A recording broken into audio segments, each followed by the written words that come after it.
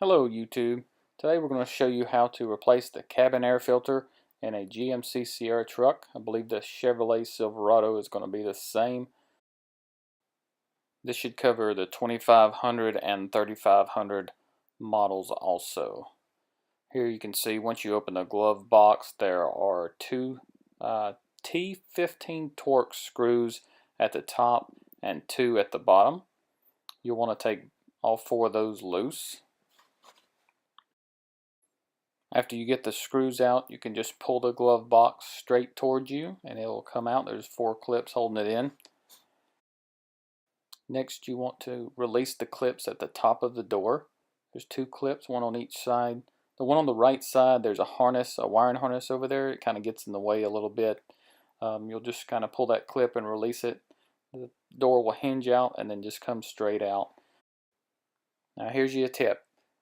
This particular piece of paper here I got is just a laminated piece of service information on a timing chain replacement. I just had it laminated, and then you can slide it up underneath the cabin air filter and that will catch any of the debris that are on top of the filter that may fall into the blower motor, causing you problems later. So you just slide that up underneath the filter. There's enough room there. You could use a piece of poster board or something and cut it, roughly the size of a 8.5 by 11 sheet of paper. Get it in there, then you remove the cabin air filter, leaving the paper in place.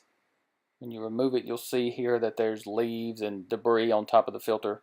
So hopefully that piece of paper will catch all that stuff. It's really going to save you a lot of grief having to get the leaves and stuff out of the blower motor later.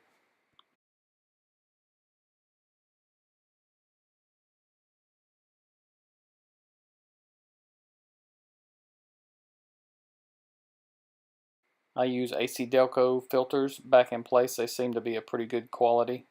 Here you can see the difference. This filter had over 100,000 miles on it. It's just about black. It's full of dust. You're breathing all that in. Additionally, this customer was complaining about a low airflow out of the vents with the AC on. This is definitely the problem.